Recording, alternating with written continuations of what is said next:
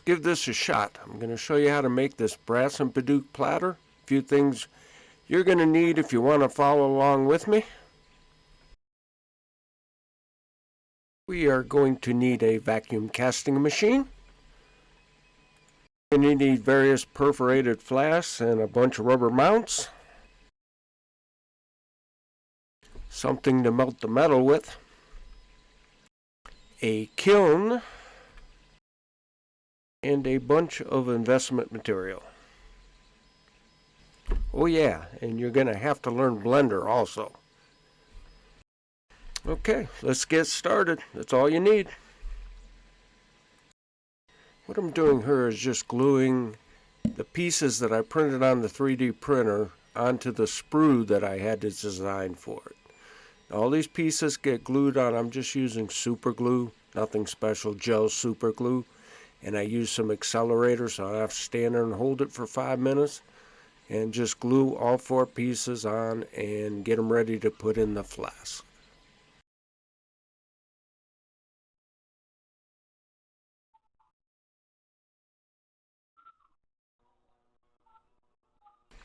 Next, you put your pieces in a perforated flask. Make sure you have enough room all around it so it's not within at least a ½ an inch of the flask itself. And then tape it up because you're going to be filling it with investment material. Now you need to take the tape at least 1 inch to 1.5 inches above the piece that you're pouring, because when you put it into the vacuum, it's going to bubble, it'll rise up, and it'll overflow if you don't.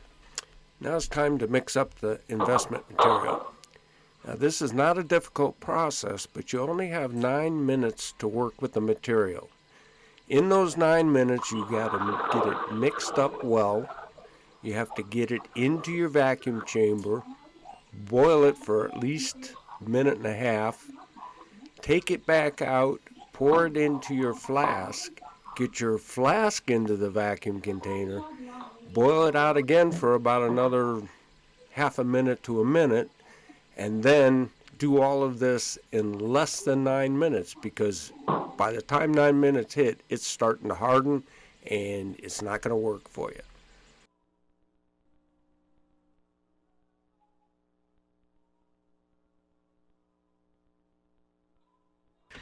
After 15 hours in the kiln at 1350 degrees, you finally burn all the PLA plastic out of the mold. Take the mold out, let it cool to 600 degrees, and then set it into your vacuum chamber.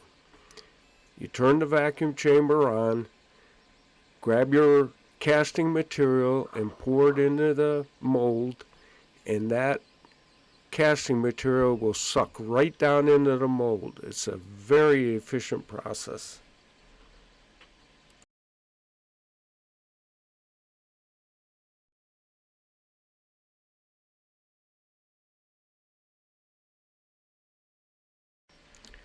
Now this is the part I have the hardest time with because I'm a very impatient person. Now you have to let it cool. Now if you let it cool too long and you dip it in the water, the mold material doesn't come off very easily. If you don't let it cool long enough and you dip it in the water, you ruin the mold. So you've got to be very patient.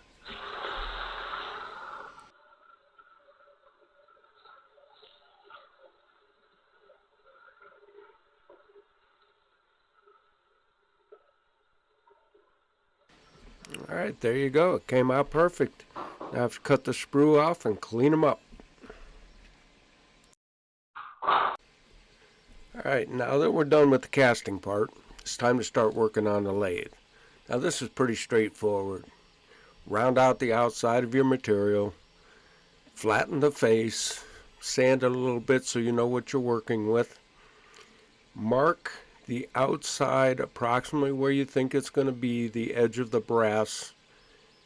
Start cutting in, and I always get the outside edge of the brass to fit first. Then I figure out where the inside edge of the brass goes, get it to seat properly. Got to take it off the lathe a few times and get it to sit Once you get it properly, you know exactly where the bowl is going to be. Then I cut out the bowl, sand it all down, get it all nice, work on the back side of the bowl, start cutting that in, flip it over, and finish the bottom. It's pretty simple lathe work. While I finish working on this, I'm going to talk to you a little bit about vacuum casting. It is an expensive sport, I guess you'd say. But you don't have to buy all that equipment. That equipment is very expensive, the things I showed you in the beginning. If you go on YouTube, you can find videos to make everything I showed you and cut the cost significantly. Why vacuum casting? It just makes more sense to me. You're taking the air out of the mold, you're sucking the material down into the mold, and it's very efficient. So that's why I chose vacuum casting. There are other forms of casting, a whole lot cheaper, but to me, a little more difficult.